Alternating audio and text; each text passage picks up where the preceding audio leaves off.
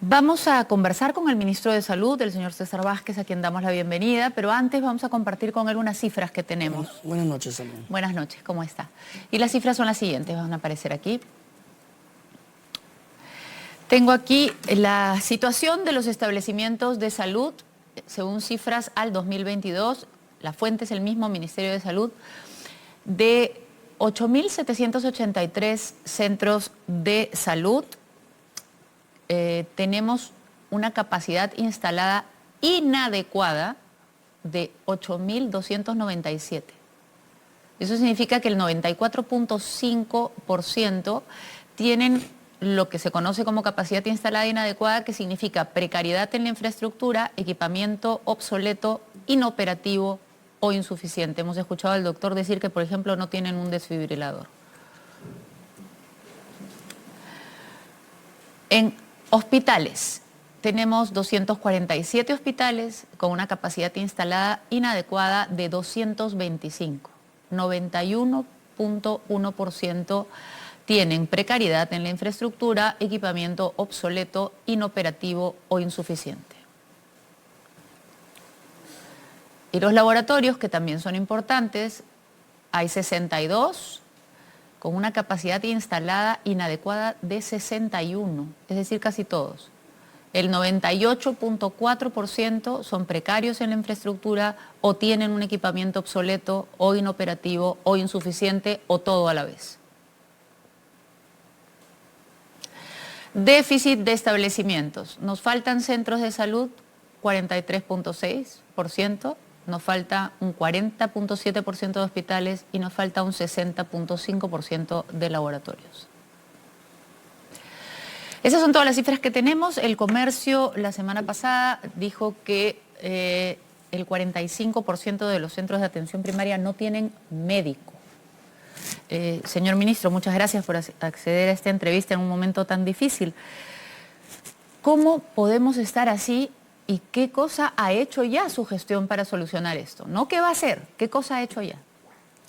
Gracias, Salud. Bueno, lo que has mostrado es una cruda realidad que hemos heredado, ¿no? Y el reto nuestro, sin duda, es revertir esto o sentar las bases para cambiar, ¿no? Cuando se habla de capacidad inadecuada, instalada, se habla de que, de acuerdo a la categoría del establecimiento, le falta algo, como tú bien lo has dicho, o una cosa, u otra, o todas de las que has mencionado. Por cierto, ahí está clarísimo que son muy pocos los establecimientos que, de acuerdo a su categoría, cuenten con todo lo que se necesita. Una realidad cruda que nosotros éramos conscientes, incluso antes de asumir este reto, sabíamos la papa caliente que íbamos a tomar y nos asumimos. ¿Cuáles fueron las medidas que tomaron? Es la pregunta. Asumimos el reto porque había una voluntad de revertir esto desde el gobierno. De hecho, desde que entramos el primer día, nosotros anunciamos tres ejes de gestión básica, la más importante. Una es fortalecer el primer nivel de atención, justamente esto, donde hay la mayor precariedad, centros y puestos de salud. Yo vengo de trabajar en el primer nivel de atención, muchos años en centros y puestos de salud, conozco estas deficiencias de primera mano y de hecho soy un convencido que hay que actuar para esto. Por eso desde el primer día planteamos en este sentido crear un plan que se llama el Plan 1000. Este Plan 1000 que lo anunció la presidenta en el mensaje del 28 de julio, mensaje de la Nación, ofrece al término de nuestra gestión como gobierno, en 2 años y medio aproximadamente, construir, ampliar o mejorar la infraestructura y equipamiento de por lo menos 1.000 establecimientos de salud en primer nivel de atención. Centros y puestos de salud, ya nos hemos reunido con los directores regionales de salud para mostrarles este plan, incluso el día de la tragedia del congresista Nano, el viernes, estuvimos todo el día, el jueves, perdón, último, todo el día con los directores regionales hasta las 11 de la noche, mostrándoles el plan y también pidiéndoles que intercedan con los alcaldes para que puedan avanzar en esta línea rápidamente con los expedientes y nosotros poder financiarlo a la brevedad posible. Perdóneme, pero su respuesta lo que me da a entender es que el día jueves recién estaba usted tratando de explicarle a la gente que había un plan para que ellos prácticamente le rogaran a los alcaldes que hicieran algo. Para presentar un plan ante los directores regionales de salud, hemos tenido que elaborarlo, el plan. El plan lo hemos elaborado desde el primer día que asumimos, nos ha tomado más o menos casi un mes elaborarlo, aprobarlo y anunciarlo. De ahí nos hemos reunido con los gobiernos regionales, con la Asamblea Nacional de Gobernadores, desde el inicio, con la AMPE, la Asociación de Municipalidades del Perú, con Remurpe y también individualmente con todos los alcaldes que han podido visitarnos, dándole la indicación que tenemos este plan y que necesitamos que urgentemente hagan los expedientes técnicos para poder hacerlo a la brevedad posible. Perdón, pero me llama la atención que un alcalde tenga que ser el encargado de hacer un expediente técnico para adquirir equipos que son especializados y técnicos, perdónenme la redundancia, y que tengamos que esperar que ese alcalde, que simplemente es un representante de la población y que no tiene como requisito saber nada, ni de expedientes, ni de medicina, sea la persona en la que se deposita la responsabilidad de ejecutar un plan que debería estar diseñado completo desde arriba y que además, perdóneme que le agregue otro detalle, está prometiendo arreglar 1.000 de 8.297 lugares que están mal. Y lo está prometiendo para dentro de 2 años y medio. Obviamente, la brecha es enorme, tú lo has dicho, y eso uno tiene que ser realista a la hora que ofrece. ¿Por qué con los alcaldes? Porque precisamente, si lo hacemos desde arriba, como algunos podrían hacerlo, sería una reforma importante, pero implicaría contratar un equipo enorme de especialistas y poder hacer desde aquí esa reforma de mejora de infraestructura. Es mucho más difícil, demora más que hacerlo desde abajo, porque construir un centro y un puesto de salud no es un tema de alta complejidad como construir un hospital. La infraestructura y el equipamiento no es muy complejo.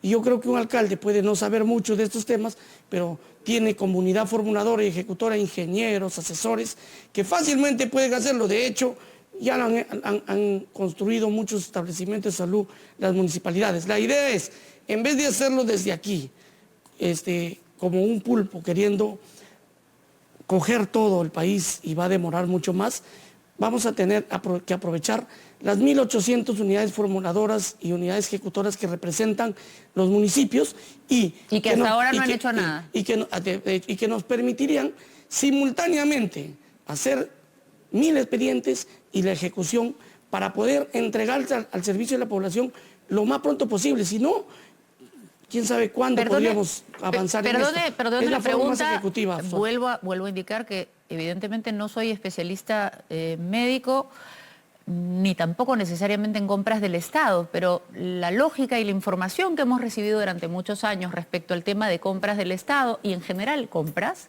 es que si uno compra 1.000, le sale más barato que si compra 1.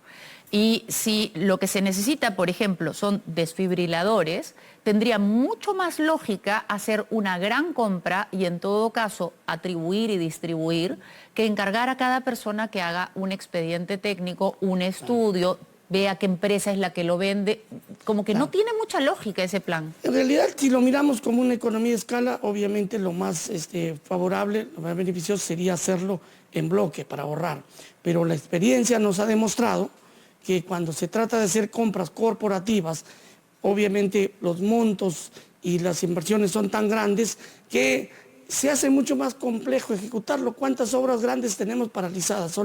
Porque un inversionista, una empresa, un proveedor extranjero, por una o B motivos, bloquea los procesos. No olvidemos que los procesos de contrataciones, mientras más grande la inversión, más complejo es, se caen, se paralizan. Ahora, en cambio, esta forma sería mucho más práctica, porque vuelvo a repetir, con un centro y un puesto de salud no es muy complejo construirlo ni equiparlo. Ahora, pregunta, si no es muy complejo construirlo ni equiparlo, ¿por qué tenemos un 94.5% de centros de salud que no están bien equipados? Porque históricamente ha habido un enfoque equivocado del manejo a la solución de los problemas en el sector salud. Históricamente hemos tenido la pirámide invertida, más hemos apuntado a invertir en la construcción de hospitales y poco o nada hemos hecho por el primer nivel de atención, que es la salud comunitaria en centros y puestos de salud. Lo que queremos hacer en este gobierno precisamente es invertir esa pirámide.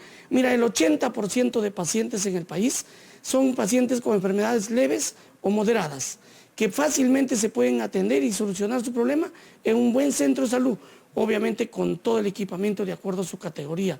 Y como no tenemos eso, todo el mundo termina congestionando los hospitales y por eso vemos colas, por eso vemos desatención. Ahora, esto queremos nosotros revertirlo. Si este cambio lo hacemos desde abajo hacia arriba, vamos a hacer una verdadera revolución en el sector y creo que es la salida única para este problema que históricamente nos viene aquejando. Ahora, usted ha declarado en diversos medios que en realidad esto no es responsabilidad del ministerio, sino de los gobiernos regionales, ¿verdad? Esa es su declaración, eso es lo que yo le digo. Así es, la ley orgánica de gobiernos regionales dice bien claro que son los gobiernos regionales que se encargan de regular, promover las actividades y los servicios de salud y obviamente nosotros como órgano rector básicamente somos un órgano normativo, financista y supervisor, pero obviamente para yo financiar una intervención en el primer nivel de atención que es de responsabilidad de los gobiernos regionales, tengo que tener el requerimiento bien sustentado y aprobado por el gobierno regional para poder intervenirlo. En otras palabras, no depende de usted. Usted tiene todo un plan, habla de 1000 arreglos, pero no puede hacer nada. En muchos casos no. Mira, te cuento, hace 2 meses, el 10 de julio exactamente, yo fui a Arequipa y a esta zona, precisamente a Moliendo.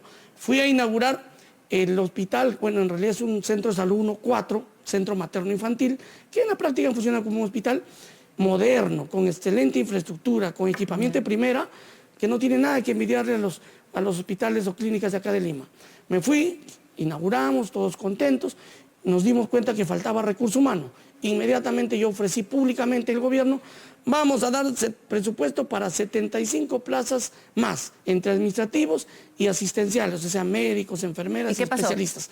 Perfecto, coordinamos con el director regional de salud, hágame el requerimiento, señor, porque yo tengo que transferir, no es mi plata, en función a un requerimiento.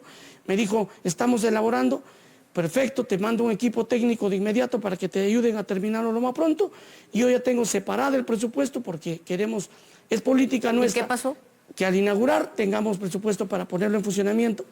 Pasó que hasta ahora todavía no nos llega aprobado por el gobierno regional como pide la norma, ese requerimiento para poderle transferir la plata cuando ya la tenemos separada.